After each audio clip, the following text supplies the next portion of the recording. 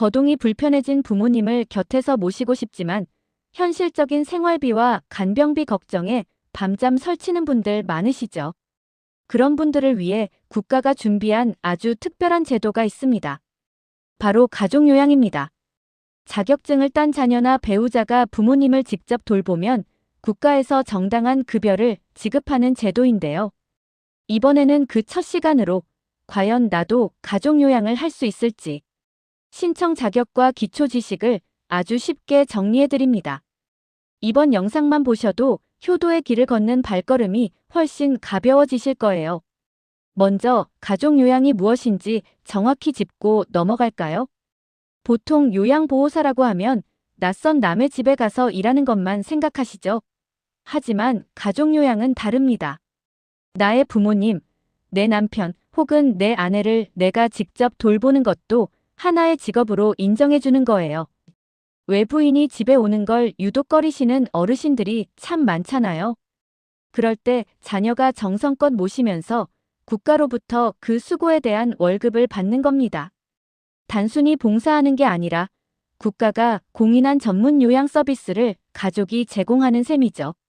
어르신은 편안해서 좋고 자녀는 경제적 도움을 받을 수 있으니 그야말로 일석이조 아닐까요? 그럼 가장 중요한 질문은 나도 자격이 될까일 겁니다. 딱 두 가지만 체크하시면 됩니다. 첫째, 돌보는 사람. 나에게 요양보호사 자격증이 있어야 합니다. 국가에서 월급을 주는 제도인 만큼 최소한의 전문성은 갖춰야겠죠? 아직 자격증이 없으시다면 지금이라도 늦지 않았습니다. 5060 세대분들이 가장 많이 도전하는 자격증 중 하나가 바로 이 요양보호사거든요. 둘째, 모시는 대상, 즉 배우자나 부모님이 장기 요양 등급을 받으셔야 합니다.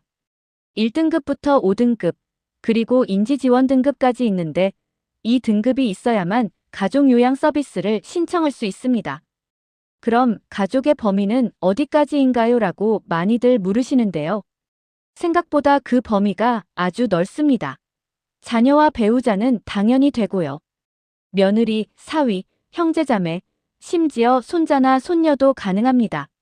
시부모님이나 장인, 장모님을 모시는 경우도 모두 포함되니까요.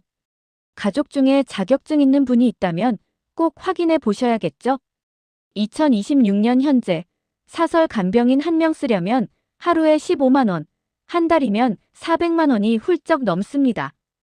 웬만한 직장인 월급보다 간병비가 더 많이 나가는 게 현실이죠. 하지만 가족요양을 활용하면 간병비 부담은 획기적으로 줄이면서 오히려 내 수입을 챙길 수 있습니다. 특히 2026년에는 장기요양 수가가 인상되면서 가족요양으로 받을 수 있는 금액도 예전보다 더 든든해졌거든요. 부모님의 정서적 안정은 물론 자녀의 경제적 노후까지 챙길 수 있는 가장 현명한 방법입니다. 지난 1편에서 가족요양의 자격 조건을 확인하고 오셨나요? 나도 자격이 되겠구나 싶으면서도 가장 궁금한 건 역시 월 급여일 겁니다. 부모님 모시고 받는 돈, 그거 얼마 안 된다던데.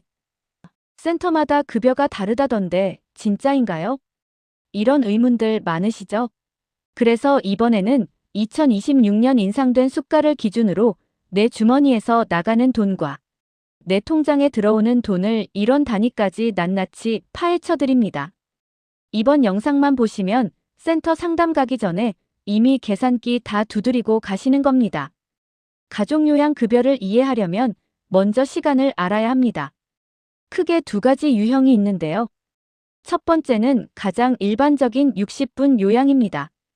하루에 딱 1시간, 한 달에 20일까지 인정받는 방식이죠. 대부분의 가족이 여기에 해당합니다.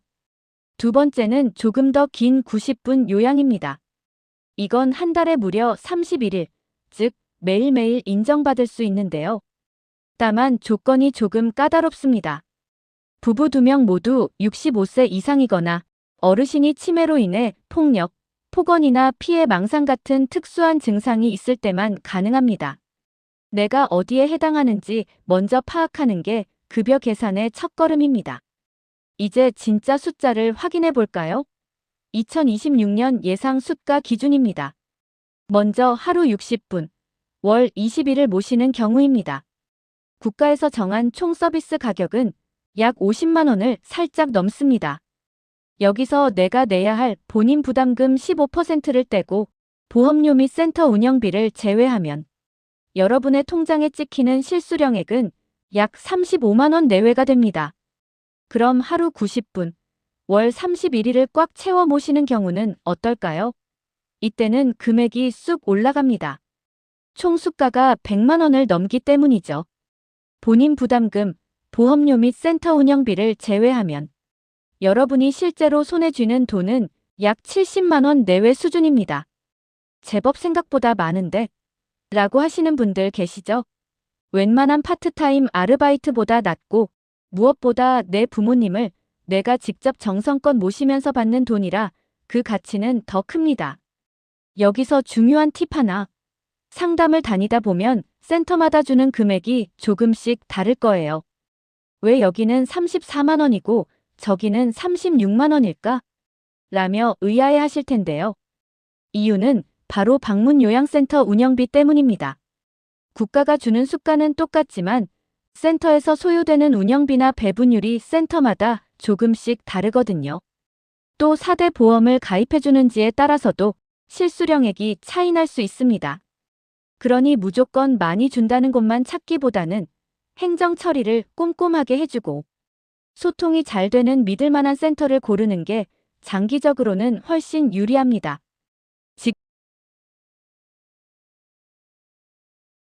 드디어 가족요양 시리즈의 마지막 시간입니다. 앞선 영상들을 통해 자격 조건과 예상 급여까지 완벽하게 파악하셨을 텐데요. 하지만 마지막 관문이 남았습니다. 실수하지 않고 안전하게 제도를 이용하는 법입니다. 실제로 공단 조사를 통해 정당하게 받은 급여를 다시 뱉어내거나 신청 방법을 몰라 혜택을 놓치는 분들이 생각보다 많거든요. 이번에는 내 소중한 효도 월급을 지키는 160시간의 법칙부터 믿을 수 있는 센터를 고르는 실전 팁까지 모두 알려드리겠습니다. 가족요양을 할 때 가장 많이 하시는 실수가 무엇일까요? 바로 160시간의 법칙을 어기는 것입니다. 가족요양을 하는 보호자가 다른 직업을 가지고 있을 때 그 직장에서 근무하는 시간이 월 160시간 이상이라면 가족요양 급여를 받을 수 없습니다. 주 40시간씩 한 달을 꼬박 일하는 전업 직장인이라면 원칙적으로 가족요양이 불가능하다는 뜻이죠. 간혹 하루 1시간인데 어떠냐며 몰래 신청하시는 분들도 계시지만 건강보험공단 데이터는 생각보다 정교합니다. 나중에 한꺼번에 환수 조치를 당해 큰 낭패를 볼 수 있으니 본인의 근무 시간을 반드시 먼저 확인하셔야 합니다. 또한 진짜 돌봄이 이루어져야 합니다. 가끔 서류상으로만 기록하고 실제로는 어르신을 뵙지 않는 경우가 있는데 이는 엄연한 부정수급입니다. 공단에서는 불시에 방문 조사를 나오기도 하고 어르신의 인지 상태를 확인하기도 하니까요. 정성껏 모시는 그 마음 그대로 정직하게 기록하는 것이 가장 안전한 길입니다. 그럼 이제 실전에 들어갈 차례입니다. 가족요양을 시작하려면 어디서부터 손을 대야 할까요? 딱 3단계만 기억하세요. 첫 번째는 요양보호사 자격증 취득입니다. 이건 기본 중의 기본이죠. 가까운 요양보호사 교육원을 찾아 자격증을 먼저 따셔야 합니다. 두 번째는 부모님의 장기요양 등급 신청입니다. 건강보험공단에 신청해서 등급 판정을 받으셔야 서비스 이용이 가능합니다. 마지막 3번째가 가장 중요한데요. 바로 방문요양센터에 등록하는 것입니다.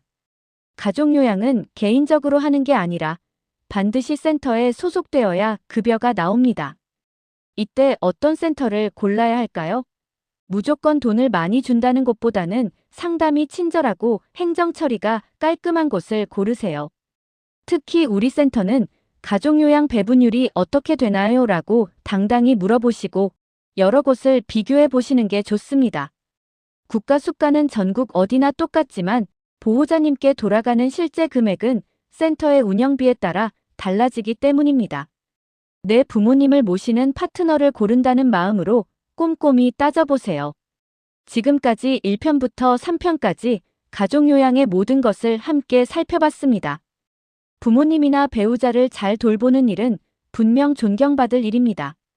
하지만 그 과정이 너무 힘들고 경제적으로 버겁기만 하다면 금방 지치게 마련이죠. 국가의 도움을 받아 내 수고에 대한 정당한 보상을 받는 것은 부끄러운 일이 아니라 더 오래 정성껏 모실 수 있는 원동력이 됩니다.